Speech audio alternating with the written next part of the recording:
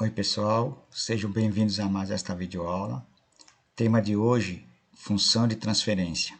Então nós vamos ver como é que se acha a função de transferência em malha aberta de sistemas.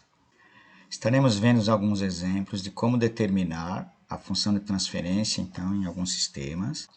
A função de transferência ela pode ser obtida através de cálculos analíticos mais precisos ou através de estudos do comportamento de alguns sistemas, adotando algumas simplificações que podem ser úteis e que ensaios poderão mostrar se a mesma é válida ou não atende, levando o sistema a instabilidades. Inicialmente, veremos sistemas de segunda ordem, ou seja, S ao quadrado. Função de transferência de circuito elétrico.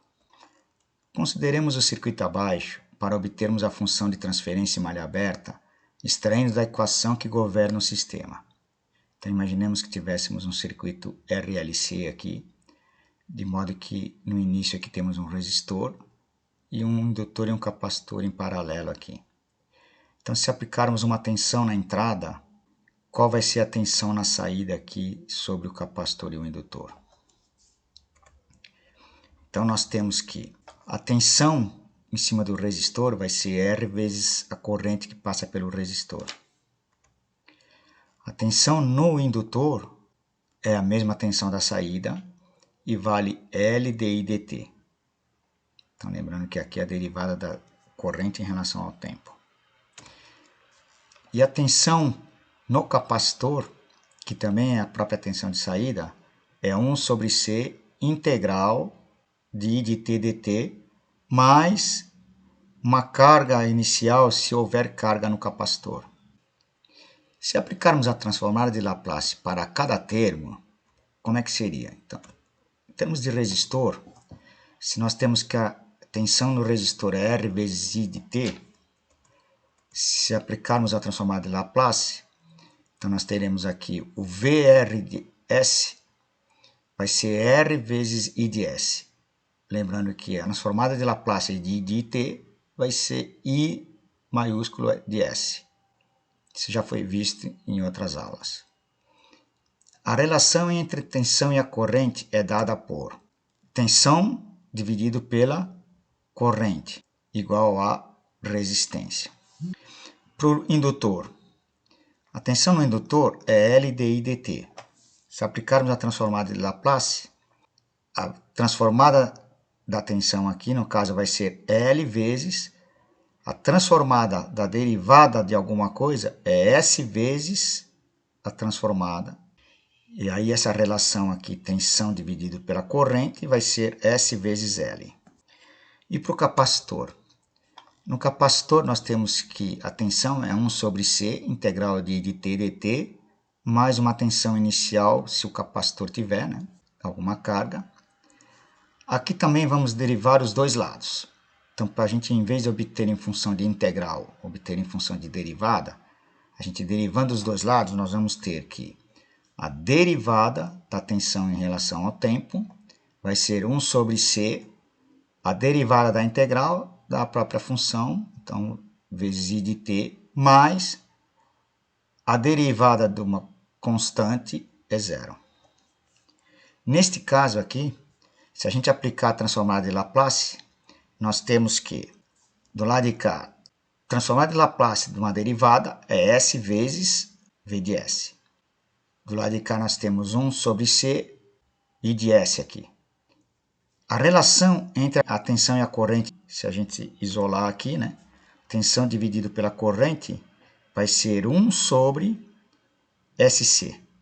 Estes termos que nós obtivemos são, na verdade, as impedâncias de cada componente no domínio da frequência. Se agora reescrevermos o nosso circuito com as impedâncias no domínio da frequência, nós temos o resistor, a impedância é R, o indutor vai ser SL e o capacitor 1 sobre SC. Então, qualquer circuito onde tenha resistor, indutor e capacitor, a gente sempre pode escrever a impedância complexa No caso aqui, em termos de frequência, o resistor sempre valendo R, indutor sempre SL e o capacitor sempre 1 sobre SC. Se agora nós encontrarmos a relação entre a tensão de saída e a tensão de entrada, nós teremos a nossa função de transferência, G de S aqui que chamei, né? Se observarmos o nosso circuito, nós temos um divisor de tensão e podemos escrever que a função de transferência da tensão de saída no domínio da frequência dividido pela tensão da entrada vai ser, aqui nós temos um paralelo entre essa impedância indutiva e essa impedância capacitiva. Então nós vamos ter o SL em paralelo com o SC dividido pela impedância total, que vai ser R mais esse SL em paralelo com sobre um SC. Mas esse impedância indutiva em paralelo com a impedância capacitiva aqui, nós podemos calcular como sendo o produto dividido pela soma. Então, basta fazer SL vezes 1 sobre SC, dividido por SL mais 1 sobre SC. No de cima aqui, os S se cancelam. E aí nós temos L sobre C, dividido por, aqui o mínimo múltiplo comum é SC, vai ficar S ao quadrado LC, mais 1 aqui. Aí nós podemos cancelar os capacitor aqui que aparece tanto aqui como aqui, a capacitância. E aí vai nos sobrar SL dividido por S ao quadrado vezes LC mais 1. Agora, se a gente voltar para a função de transferência, então, ó, lembrando que era o paralelo, né, que o resultado é isso aqui. Então, vai ficar isso daqui dividido por R mais esse resultado que nós encontramos do paralelo. Refazendo aqui de novo, né? Então, aqui a gente no denominador acha o mínimo múltiplo comum. Aqui vai ficar S ao quadrado RLC mais R e mais o SL. Aí aqui a gente simplifica aqui e vai nos resultar então que o G de S vai ser SL dividido por S ao quadrado RLC mais SL mais R. Sempre nós devemos deixar o termo de maior potência do denominador multiplicado por 1. O que significa aqui? Nós devemos sempre fazer sumir o termo que aparece multiplicando a maior potência do denominador, para deixar ele isolado aqui, somente S ao quadrado. Então, se nós dividirmos o numerador e o denominador por este termo aqui, RLC, nós teremos aqui o L vai cancelar, vai ficar S sobre RC. Aqui vai ficar esse quadrado. Aqui também o L vai cancelar, vai ficar 1 sobre RC vezes S. E aqui o R vai cancelar, vai ficar 1 sobre LC. Então, essa aqui é a função de transferência no domínio da frequência do nosso circuito, em malha aberta, né? Se considerarmos, por exemplo, que nesse circuito os valores de R, L e C são, vamos supor que o resistor fosse de 1K, o indutor de 330 henries e o capacitor de 470 microfarad. Então, nós temos que a nossa função de transferência era dada por essa função. Se nós substituirmos aqui os valores, né? Então, lembrando que o resistor é 1K é igual a 1000, aqui 330 e aqui 470, 10 a menos 6. Substituindo os valores aqui e fazendo as contas, nós vamos obter uma função de transferência dada por 2,13S dividido por S ao quadrado mais 2,13S mais 6,45. Então, essa aqui é a função de transferência em malha aberta daquele circuito com estes valores dos componentes. Lembrando sempre que é, então, a tensão de saída em relação à tensão de entrada, a função de transferência. Função de transferência de sistemas mecânicos. Vamos ver agora o comportamento de alguns sistemas mecânicos. Na tabela a seguir, temos uma relação entre força-velocidade, força-deslocamento e impedâncias para molas, amortecedores viscosos e massa. Então, imaginemos que eu tenho aqui uma tabela onde eu vou ter o componente. Quero saber a relação força-velocidade, força-deslocamento e qual é a impedância desse sistema. Então, se eu tiver um sisteminha com uma mola, como é que é a relação entre força e velocidade? Então, aqui nós vamos ter que a força em relação ao tempo vai ser dada pela constante da mola, integral da velocidade em relação ao tempo de 0 até t. E em termos do deslocamento? Em termos de deslocamento, a força vai ser a constante da mola vezes o espaço percorrido. No nosso caso, então, a impedância vai ser a relação no domínio da frequência entre a força e o deslocamento. Para este caso aqui, né? Se eu fizer a força dividido pelo deslocamento aqui, vai dar a constante da mola. Essa é a impedância. Agora, se a gente olhar um sistema com um amortecedor, a mesma coisa. Qual é a relação entre força e velocidade? Então, a força em relação ao tempo vai ser dado pelo coeficiente viscoso aqui, vezes a velocidade. E em termos de deslocamento? Em termos de deslocamento, a força vai ser dada pelo coeficiente de viscosidade do sistema amortecedor, vezes a derivada do espaço em relação ao tempo. E se a gente for ver a impedância em relação ao deslocamento, que é a relação entre a força pelo espaço percorrido no domínio da frequência, a transformada de Laplace, da derivada vai ficar S vezes x de S. Então, f de S dividido pelo x de S vai aparecer aqui FV vezes S. Essa vai ser a impedância desse sistema com amortecedor.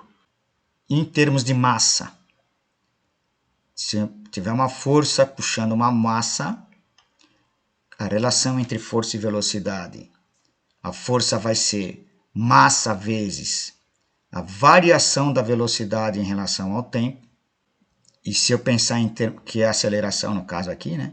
E se eu pensar em termos de espaço percorrido, a força vai ser dado massa vezes a derivada segunda do espaço percorrido em relação ao tempo. E se eu pensar então em termos de impedância, e qual que seria a impedância no domínio da frequência da relação entre f de S por x de S? Então, lembrando que a transformada de Laplace da derivada segunda vai ser S ao quadrado vezes x de S. Então, nós vamos ter aqui, passando o x de S para o outro lado, né, para fazer f de S dividido por x de S, ms quadrado. Essa é a impedância, e onde m aqui é a massa do sistema. Vamos pegar um exemplo para a gente estudar um pouco melhor. Vamos determinar a função de transferência, então, x de S por f de S, do sistema massa-mola dado abaixo. Coloque sobre a massa todas as forças exercidas sobre ela. E admitamos que a massa esteja se movendo para a direita.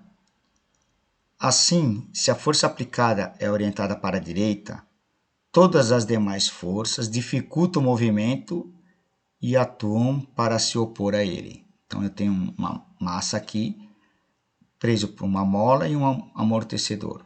E estou fazendo uma força para a direita aqui. As forças da mola, do amortecedor viscoso e a decorrente da aceleração vão ser orientadas para a esquerda. Então, nós temos aqui, ó, em termos de deslocamento, vai ser K de xt. Aqui, o amortecimento viscoso vezes a derivada de xt de x em relação a t. E a aceleração aqui, a força em termos de aceleração, né, vai ser massa vezes a derivada segunda do deslocamento em relação ao tempo. Devemos escrever a equação diferencial de movimento utilizando a lei de Newton para igualar a zero a soma de todas as forças mostradas atuando sobre a massa. Então, nós vamos ter aqui que o F de t vai ser dado por m derivada segunda de x em relação ao tempo, mais constante de viscosidade vezes a derivada de x em relação a t, mais a constante da mola vezes x de t. Aplicando então a transformada de Laplace, podemos obter a equação no domínio da frequência. Então aqui, transformando direto por Laplace, a gente teria aqui, ó, aqui no tempo seria kxt, no domínio de Laplace, kx de s. Aqui nós temos a constante de viscosidade vezes a derivada de x em relação ao t. Transformada de Laplace disso vai dar sx de s. Então vai ficar fv vezes sx de s. E a transformada de m derivada ao quadrado de x em relação a t vai ficar transformada da derivada segunda s ao quadrado x de s. Então vai ficar m s ao quadrado x de s. E o f de t vira o f de s. Da mesma forma, então, nós vamos aplicar a lei de Newton, agora com a equação no domínio da frequência. Então nós vamos dizer que o f de s é igual a ms ao quadrado x de s mais a constante de viscosidade vezes sx de s mais a constante da mola vezes x de s. Ou, se a gente colocar aqui o x de s em evidência, vai ficar ms ao quadrado mais fv vezes s mais k, tudo isso que multiplica x de s. Agora nós queremos a relação entre o deslocamento pela força.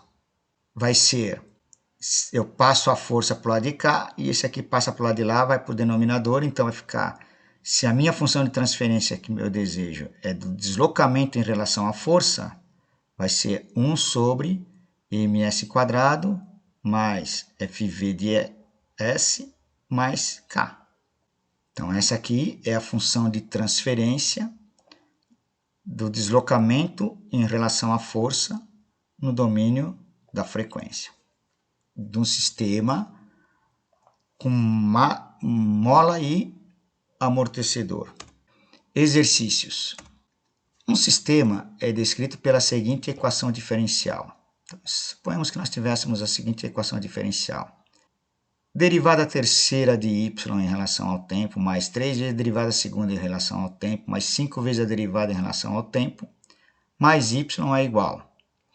Derivada ao cubo de x em relação ao tempo, mais 4 vezes a derivada ao quadrado em relação ao tempo, mais 6 vezes a derivada em relação ao tempo, mais 8x.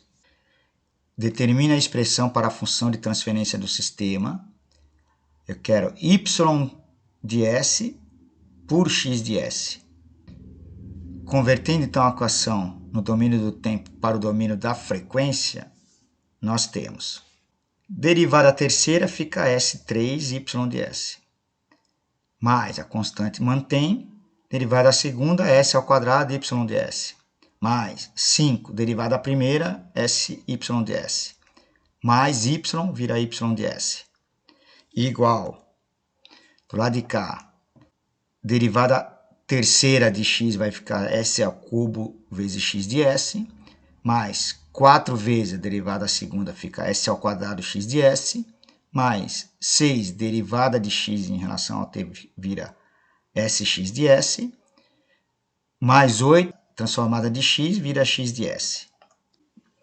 Colocando em evidência o y de s e o x de s, então nós vamos ter aqui, colocando do lado de cá o y de s, do lado de cá o x de s, essa expressão.